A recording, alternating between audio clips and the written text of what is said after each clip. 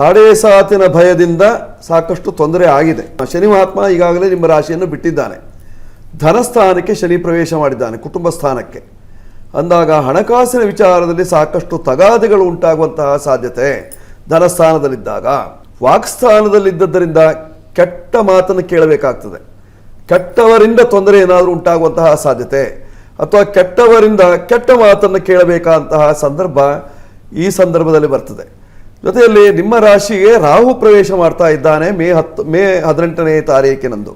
ಅಂದಾಗ ರಾಹು ನಿಮ್ಮ ರಾಶಿಗೆ ಬಂದ ಅಂದ ತಕ್ಷಣದಲ್ಲಿ ನರ ದೌರ್ಬಲ್ಯ, ಸುಸ್ತು, ಲೋ ಬಿ ಪಿ ಆಯಿತು ಅಂತ ಹೇಳೋದು, ಅಥವಾ ದೇಹ ಇದ್ದಕ್ಕಿದ್ದಾಗೆ ಕುಸಿದು ಹೋಗೋದು, ಅಥವಾ ಹೃದಯ ಸಂಬಂಧವಾದಂತಹ ಕಾಯಿಲೆಗಳು ಕಾಣಿಸೋದು, ಅಥವಾ ತಲೆಯ ಭಾಗದಲ್ಲಿ ಏನೋ ಒಂದು ರೀತಿಯಾದಂತಹ ವಿಕಾರಗಳು ಕಾಣಿಸುವಂತಹ ಸಾಧ್ಯತೆ, ಅಥವಾ ಸಪ್ತ ಚಕ್ರಗಳಲ್ಲಿ ಏನಾದರೂ ತೊಂದರೆಗಳು ಇತ್ಯಾದಿಗಳು ಕಾಣಿಸುವಂತಹ ಸಾಧ್ಯತೆ ಇರತಕ್ಕಂಥದ್ದು.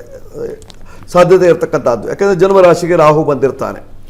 ಪಂಚಮದಲ್ಲಿ ಗುರು ಇರುವುದರಿಂದ ಸಾಕಷ್ಟು ಅನುಕೂಲ ಉಂಟಾಗ್ತದೆ ಮೇ 14ರ ನಂತರದಲ್ಲಿ. ನೋಡಿ, ಮಂಗಲ ಕಾರ್ಯಾದಿಗಳನ್ನು ಮಾಡಿಕೊಳ್ಳಬೇಕು ಅನ್ನುವಂತಹ ಅಪೇಕ್ಷೆ ಇದ್ದವರು ಮೇ 14ನೇ ತಾರೀಕಿನ ನಂತರದಲ್ಲಿ ಮಂಗಲ ಕಾರ್ಯವನ್ನು ಮಾಡಬೇಕಾಗಿರ್ತಕ್ಕಂಥದ್ದು.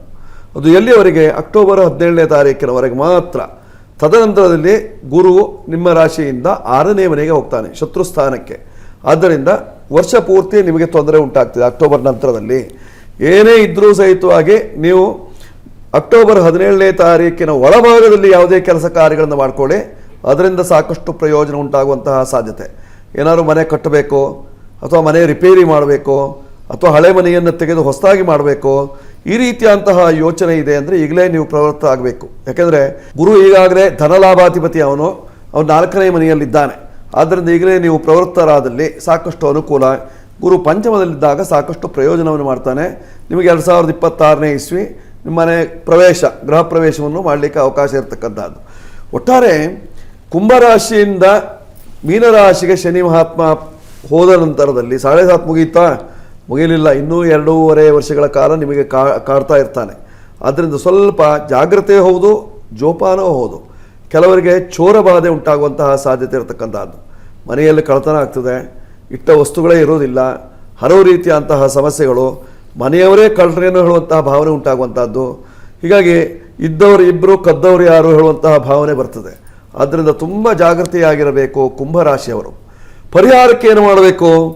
ಹನುಮಾನ್ ಚಾಲಿಸ ಓದಬೇಕು. ಜೊತೆಯಲ್ಲಿ ಆಂಜನೇಯನ ದರ್ಶನವನ್ನು ನೀವು ಮಾಡ್ತಾ ಇರಬೇಕು. ಆಂಜನೇಯನಿಗೆ ಉದ್ದಿನ ಒಡೆ ಹಾರ ಹಾಕೋದು, ಅಥವಾ ವೀಳ್ಯದೆಲೆ ಹಾರ ಹಾಕಿ, ಅಥವಾ ಸಿಂಧೂರದಿಂದ ಆಂಜನೇಯನ ಅಲಂಕಾರವನ್ನು ಮಾಡಿ, ಆಗ ಆಂಜನೇಯನ ಅನುಗ್ರಹದಿಂದ ನಿಮ್ಮ ಕಷ್ಟಗಳೆಲ್ಲ ಪರಿಹಾರವಾಗುವಂತಹ ಸಾಧ್ಯತೆ.